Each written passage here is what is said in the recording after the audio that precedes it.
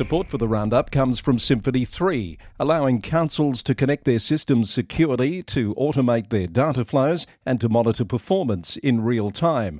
And right now, councils are lining up for their own emergency dashboard, like the one that Symphony 3 has created for the city of Greater Bendigo.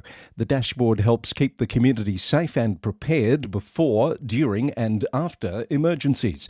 It pulls together live data, including weather data, traffic data, emergency incidents, unplanned and planned disruptions, news and social media feeds. Visit www.symphony3.com to learn how you can get an emergency dashboard for your community.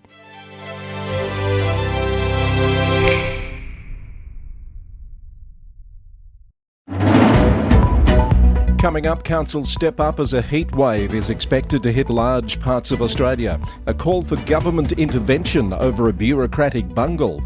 The discovery of a sinkhole closes a popular sporting field. Long-term councillors step down over the Christmas-New Year break.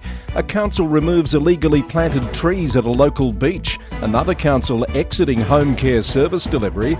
And the US councillor placed under investigation just moments after being sworn in. Hello, I'm Chris Eddy, back with another summer series edition of the Local Government News Roundup, Australia's #1 local government news podcast, brought to you by the Victorian Local Governance Association with support from Symphony 3. Extreme temperatures are expected across southern and eastern Australia over the next few days. It's expected to be the worst heat wave since the Black Summer bushfires of 2019-20. Across Victoria, councils are making libraries and other facilities available for those that need a cool spot to escape the heat. Many councils, like Yarriambiack in the state's west, have published lists online of air-conditioned spaces that are open to provide heat relief across the next few days. Some, like Hobson's Bay, have extended their usual opening hours into the early evening. The City of Melbourne has a Cool Places interactive map showing indoor air-conditioned spaces with rest areas, free water and amenities. And this summer, the city awarded Community Cool Places grants to heatwave heroes to create cool, safe spaces at venues like the Carlton Neighbourhood Learning Centre. A Tier 1 Code Red response is in force across South Australia until 5 p.m. Thursday. Local councils there are also throwing open their facilities as relief spaces. Unfortunately, in Greenock, Light Regional Council has closed its library today due to the excessive heat and the fact that the facility has no air conditioning. Wellington Shire Council in Victoria has closed Macintosh Drive to protect heat-stressed grey-headed flying foxes. It takes that action during extreme temperatures above 38 degrees Celsius, as the nationally threatened bats cluster low in trees and are highly vulnerable during heat events. The closure minimises disturbance and allows wildlife carers safe access to help any bats in distress.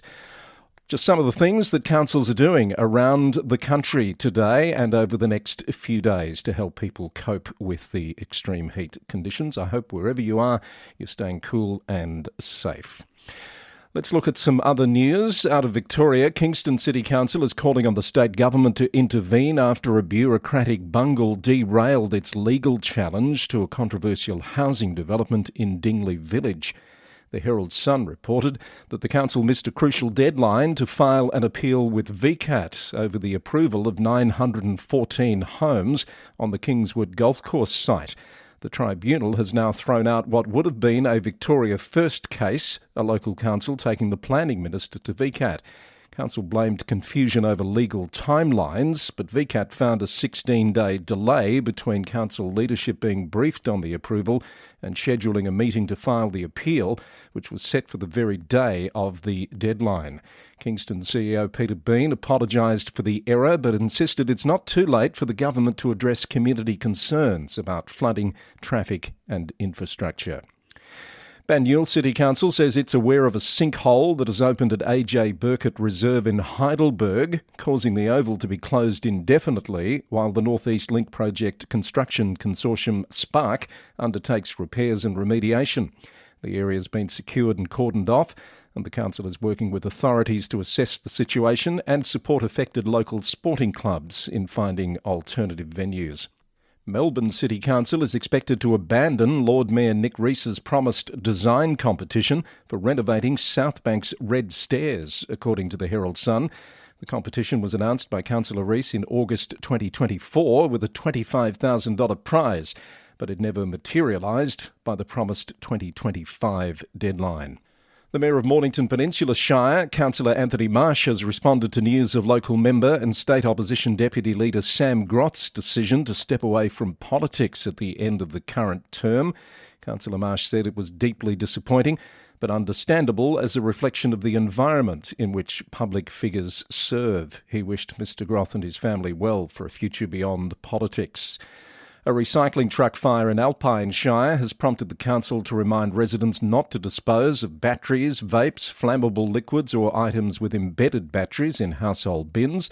The rear of the truck caught on fire after completing its route last week. The cause of the fire is yet to be determined. The City of Casey will implement a new community local law from March 2nd, following input from over 1,000 residents who helped shape regulations around shipping containers, vehicle maintenance and temporary accommodation. The consultation process followed controversy early last year when protests led to the abandonment of the first full council meeting after years of administration. And there's more good news from Casey, where the Mayor Stephen Cooman has welcomed a new member of the household this holiday season. Councillor Cooman and his family have adopted Roger the cat from the Lost Dogs Home in Cranbourne West. He said it was a way of supporting the incredible work of animal shelters and highlighting the importance of giving abandoned animals a second chance. The briefs are back. A bit more to tell you about. The City of Greater Bendigo is urging Lockwood Ward residents to verify electoral enrolment by January 14, ahead of a by-election to replace Councillor John McElrath, who resigned in November. Yarra City Council has approved the design and location of a commemorative marker recognising the 50th anniversary of Vietnamese migration to Australia. Applications have been called for the 2026 South Coast Community Leadership Program, delivered in partnership between Bass Coast Shire and South Gippsland Shire Councils. Those applications close on the 13th of February. And the Victorian Government has launched an $8.5 million illegal dumping clean-up rebate program to help councils and public land managers cover up to 50% of clean-up costs for illegally dumped waste across Victoria. You can find out more about all of those stories from the links that we place in our show notes, the transcript available on your podcast player, or by heading to lgnewsroundup.com. Well, one of a couple of long-serving councillors around the country to step down over the Christmas-New Year break is Councillor Carl Saleh, OAM, who has stepped down after over 20 years of service to the city of Canterbury Bankstown in New South Wales. Councillor Saleh served 5 terms as councillor with 4 terms as deputy mayor. While leaving elected office, he says he remains committed to serving the community and hopes his journey inspires young people from non-English speaking backgrounds to pursue leadership through political engagement. A countback will be conducted to fill the vacated position. Muswellbrook Shire Council is reminding residents to have their say on a proposed special rate variation that would establish a future fund for the community. It would see a 29% rate increase applied only to mining operations, not to residential, business or farmland rates. The council says it would generate an initial $6 million for a future fund designed to offset declining mining revenue and support economic diversification. Public feedback on the special rate variation closes today.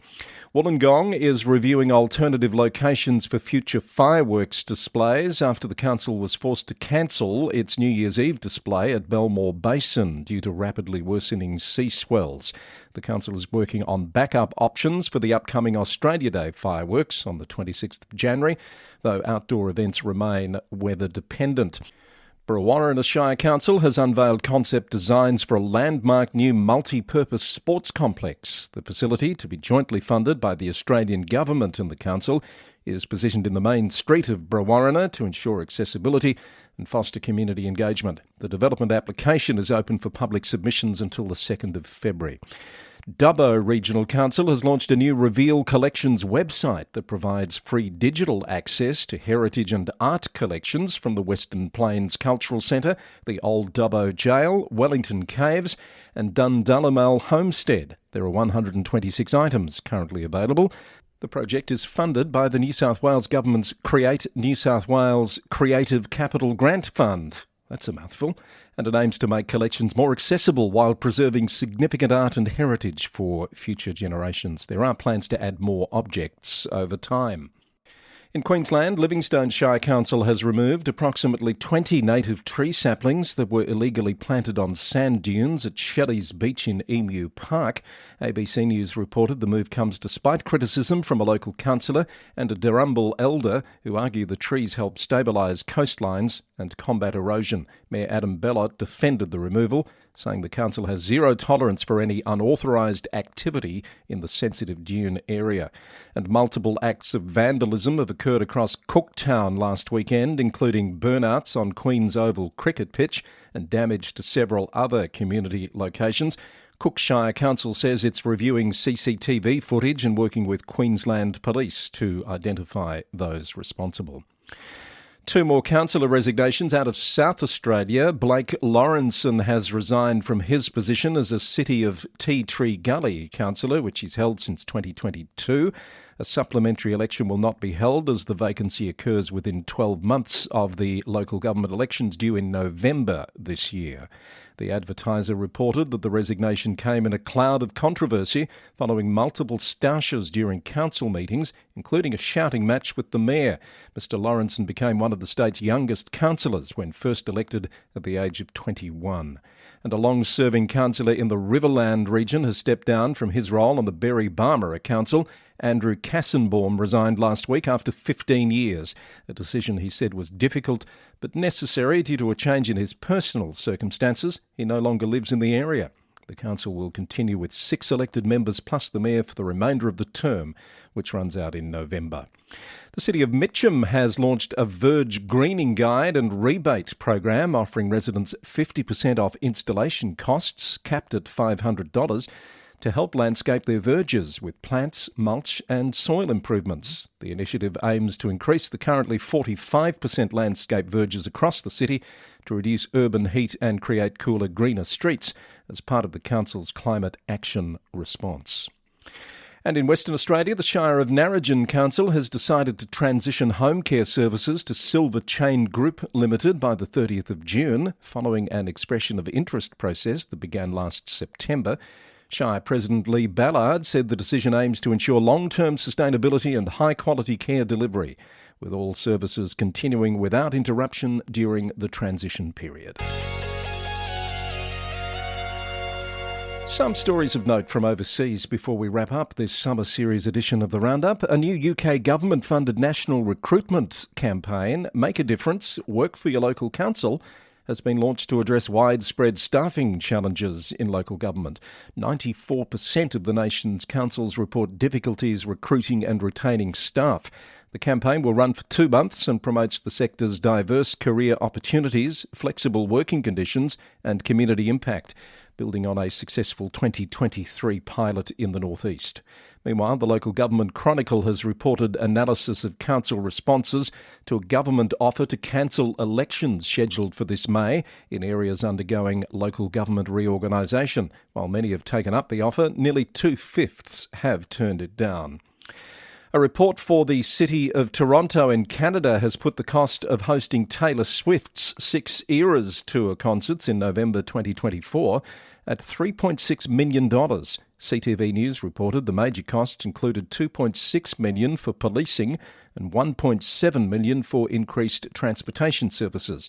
However, the concerts generated $152 million in direct spending and $39.7 million in government revenue, delivering significant economic value for the city, as well as valuable experience for hosting future major events like the 2026 FIFA World Cup. There's controversy unfolding in Lewiston, Maine, in the USA, where the City Council has launched an investigation into one of its newest members just hours after he was sworn in. Iman Osman, one of 4 newly elected councillors, is facing questions about whether he actually lives in the district he now represents. News Centre Maine reported that the Lewiston City Council voted unanimously, minus Osman himself, to hire an independent investigator to look into his residency. Adding to the controversy, Osman was indicted in December on charges of stealing and possessing a stolen weapon. He plans to plead not guilty. Despite calls for his resignation from the mayor and at least one other councillor, Osmond's lawyer says he intends to keep serving the people who elected him. In Colombia, South America, the city of Cartagena has replaced its traditional horse-drawn carriages with 62 custom-built electric carriages to address animal welfare concerns. It's believed to be the first major tourist destination to do so, according to the Associated Press. The transition has faced opposition from horse buggy owners who argue they're being displaced without adequate compensation, despite the city offering jobs to drivers and citing years of animal rights activism that highlighted horses collapsing from heat and stress. And a New Zealand council is urgently appealing for help after a distressing theft at Cornwall Park over the weekend. In the early hours of Saturday morning, January 3rd, thieves cut a large hole in the aviaries wire enclosure and stole 7 red-eared slider turtles. The turtles, around 20 years old, were part of a group of 14 that have been a beloved attraction for park visitors. Hastings District Council officials say their priority is the safe return of the animals, which require specialist care. Authorities are warning anyone who has the turtles not to release them into the wild, as they're unlikely to survive if released, and they pose a serious threat to local ecosystems. You've been listening to a summer series edition of the Local Government News Roundup. This is episode 535, recorded on Wednesday the 7th of January 2026. Our thanks to the Victorian Local Governance Association, the national broadcaster on all things local government, and Symphony 3, Simple Connected Customer Experiences, for their support for the podcast. You can find out more about this episode by heading to lgnewsroundup.com. You'll find story links and more information about many of the stories that we cover. The Local Government News Roundup is recorded in the city of Greater Geelong, Victoria, on the land of the Wadawurrung people of the Kulin Nation. I might be back on Friday, I might not. Let's see if there's any news around. Stay cool regardless, and we hope to have you back with us soon for another edition of the Local Government News Roundup. Until then, thanks for listening, and bye for now.